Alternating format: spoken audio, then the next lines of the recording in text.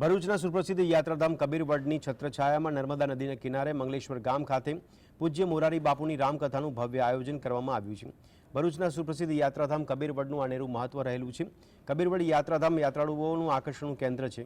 ત્યારે કબીરવડ ધામ જેવા પવિત્ર યાત્રાધામની છત્રછાયામાં તારીખ 4 જાન્યુઆરીથી 12 જાન્યુઆરી દરમિયાન મોરારી બાપુ તેમના શ્રીમુખે શ્રી રામચરિત માનસ કથાનું રસપાન કરાવશે, જેની હાલ તડામાર તૈયારીઓ ચાલી રહી છે। ત્યારે લગભગ 40 વીઘા જમીનમાં ભવ્ય કથા મંડપ તૈયાર કરવામાં આવી રહ્યો છે, જેમાં દરરોજ 1 લાખથી વધારે ભક્તો આવે તેવી સંભાવના જોવા મળી રહી છે। આ સાથે જ 30,000થી વધુ લોકો પ્રસાદી અને કથાનો લાભ લઈ શકે તે માટેનું આયોજન કરવામાં આવી રહ્યું છે।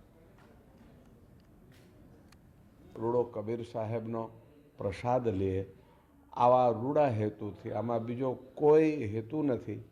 બહુજન હિતાય બહુજન સુખાય, નથી તો કોઈ ખરડા ખુરડી ફંડ બંધ કંઈ જ નથી। ખાલી પ્રેમથી બાપુએ કરુણા કરીને કથા અમને લોકોને આપી અને એ કથા કબીરવડની સામે આ મંગલેશ્વર ગામના પાધરમાં 9 દિવસ સુધી બધા એનો લાભ લઈ શકશે।